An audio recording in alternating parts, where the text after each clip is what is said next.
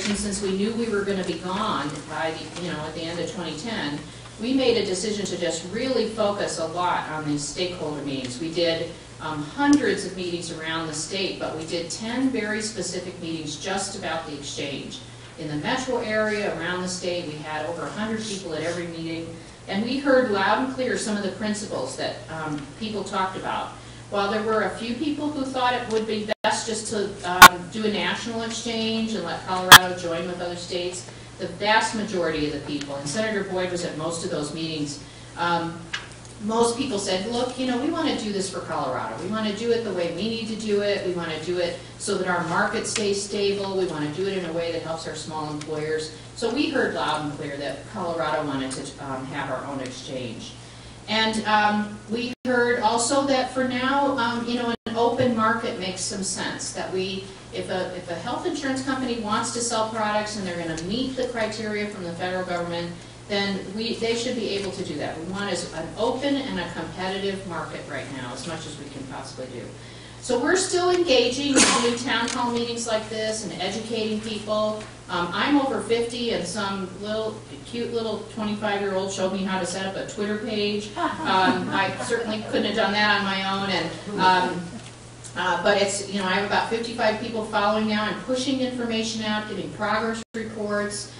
We'll beef up the Facebook page. If you go to colorado.gov/health-reform, we have links to all kinds of good information. So we continue to want to engage the public.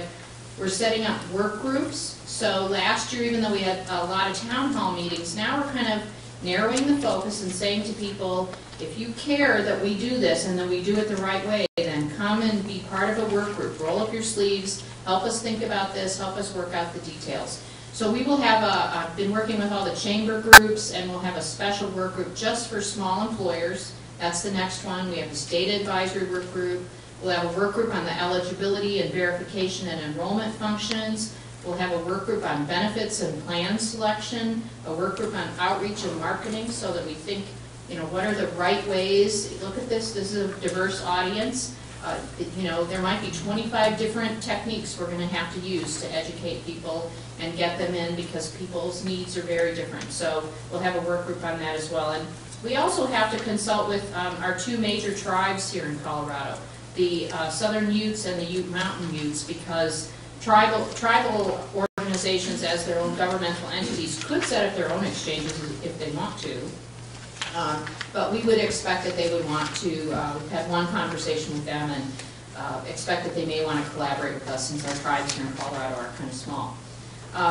So some of the other core functions, you've heard Senator Boyd talk about the enabling legislation so that we can continue this work. My work and what I'm doing is funded on a one-year planning grant that Colorado got from the federal government. Every state who wanted one could apply for money, got money from the federal government to do their planning. But in order to continue this work beyond the planning grant, which ends in September, we need this enabling legislation so that we can go back to the federal government and get our 3 years of operational dollars, the money that it actually takes to build this organization. So what I'm doing now is the planning, designing the architecture and the plans for the house, and then we need money from the federal government to pay the contractors to build the house. And we can do that. The federal government's fully funding the cost of building the exchange for the first 3 years. The exchange has to be self-sustaining by January 2015. So whatever administrative costs it will take to run this new little business have to be built into the premiums. I'm guessing it's going to be a pretty small operation. I don't know, 20, 25 people at the most maybe. Probably somewhere around a 3.5% admin or overhead. Very lean, very virtual, a lot of outsourcing, a lot of use of vendors who do this work and do it well. But that will be something the board will, those are the kinds of decisions that a board will make. So hopefully the legislation will be passed as soon after it's introduced. We'd like the board to be seated by the 1st of July if possible, so that they can start making some of these decisions. And then the board, as time goes on, the board will make policy recommendations that will then go back to the legislature for consideration in 2012 and 2013. A lot of IT systems we have to build out. I talked a little bit about program integration. We're still looking for a health insurance commissioner, or an insurance commissioner here in Colorado. I'm still recruiting and interviewing for those candidates, but once that person is appointed and approved by the Senate, I will be working very closely with the insurance commissioner. We heard loud and clear in our stakeholder meetings, do not duplicate the work of the Division of Insurance. They already have authority to regulate insurance plans and rate increases, and we absolutely believe they should continue to have that authority and do that work. There's no reason why the exchange needs to add more burdens onto the insurance industry. Now they need more clout, and I believe they have a couple of bills, at least one or two bills, that give the Division of Insurance a little bit more authority consistent with what federal law will require, but we're not going to have two regulatory agencies. We don't need to do that. We'll work very closely with the Division of Insurance so that they continue to regulate the industry itself. And then later on, there's all the usual, again, if you've ever started up your own business, all the usual startup things. You know, we'll have to have space and some staff and build out this call center or contract out a call center with a vendor. We have to have a consumer appeals function, lots of fraud and abuse protections to make sure people don't fraudulently get their tax credits or the insurance industry is committing fraud with our clients. So all those kinds of functions that will be in place over the next few years. People have to start receiving benefits from these plans that they purchase in January 2014, which means we really have to be ready to go live by the middle of 2013, finish all of our testing, work out any bugs, and then actually start marketing and enrolling people into their plan of their choice by the September, October of 2013, so that they actually begin to get their benefits in January. So the last thing I'll mention to you is I encourage you to take a look at a couple of websites. And there should be links to these on our health reform website. But one is the state of Wisconsin, who is also working on building their own exchange, just like we are. They went ahead, yeah, I know, poor Wisconsin. But they still went, you know, they still are trudging forward, at least for now.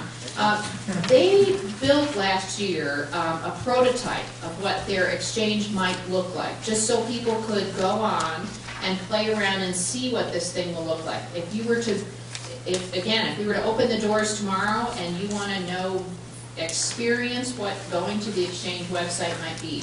So if you just go to wisconsin.gov and type in health insurance exchange, you should get to their website and then you can play around with that. You could also go to Utah, already has a small business exchange for small employers, and they have a great website and this wonderful little video. It's their introductory video that explains why they started an exchange even before the federal government required one. And then of course Massachusetts, which is the state that has had an individual mandate and a health insurance exchange for several years. Their exchange is up and running as well. So just take a look at those, and it really will give you a sense of what we're talking about here and what this is going to look like when all is said and done. I just want to close by following up on something Senator Boyd said. One of the questions I get the most is, well, you know, there's this lawsuit, and it looks, you know, what if the Supreme Court overturns the bill, and why are you doing all this planning, and isn't this a waste of time? Absolutely not. I've spent a day with the folks in Utah, and I've known them for a while. We go to lots of national meetings. All the states are working closely together to learn from one another and share information, because we're all in the same boat trying to figure this out. I think there's a huge value to what Utah has done for their small employers. 25% of the small businesses coming to the exchange to buy insurance for their employees have never provided insurance for their employees before. But by taking that administrative burden off their plate, by giving them some choices, and these aren't subsidies, there are no tax subsidies going into this. It's a defined contribution model. All they're doing, it's very simplified, but instead of all the money the employer was spending already or is willing to spend on insurance for their employees, the exchange is helping do all that administrative work for them. And it's huge. It's really growing and doing very well. American just has an exchange for health insurance for kids. So they have their Medicaid and CHIP eligibility in Oregon is up to 200% of the federal poverty level. They wanted to do something with a tobacco tax subsidy. They raised some money, and they wanted to do something to help families who wanted to buy insurance for their children, families above 200% of poverty. So they have a little insurance exchange. They have 4 carriers. These are all private plans. They have 4 carriers selling products just for kids in this exchange that helps working families get coverage for their kids. And families between 200% and 300% of poverty, they use this tobacco tax to help pay the premiums. Families above 300% don't get a subsidy, but can come to the exchange so that they can have a place to go, this marketplace where they have choices and gets the administrative burden off their plates. So I think no matter what happens at the federal level, what we're doing here is laying some really good groundwork that could help our uninsured in Colorado and our small businesses. And I think that there's nothing I'm doing that I feel will be wasted no matter what the Supreme Court does next year. So I'll stop there and take questions and answer, see what I can do to help you out. Yes, sir. Much of what you've said has to do with the differentiation between what might be construed as a more socialistic approach as contrasted to a more capitalistic approach. Is there a limit, a legislative limit on profit for medical insurance? That is a great question. So if you couldn't hear that, the way you frame the question is there a legislative limit on how much profit the insurance companies can make? And the way I will answer the question is in the federal law, there is a requirement on something called medical loss ratio. So the federal law requires small group plans, and that started this January 2011. Small group plans must spend at least 80% of the premium dollar. I think I got this right. It's smaller. 80% of the premium dollar on actual health care benefits for the insured people, and large group 85%. It may be flipped. Does anybody? It's not. Okay. So small group market, 80% of the dollar, 80 cents on every dollar must be spent on your health care. And if you're in the large group like a big employer, 85 cents on the dollar must be spent. So it's not profit per se.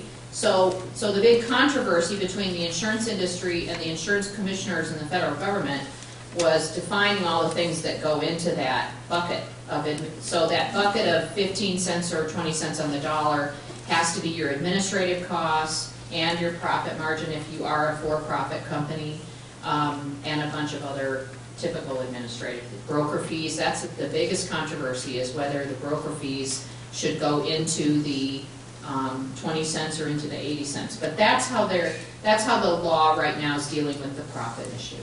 Yes, sir. What is the relationship between the exchanges and something called Cover Colorado? Okay, great question. So the relationship between the exchanges and Cover Colorado. Cover Colorado has been around for quite some time. It is our state high-risk pool.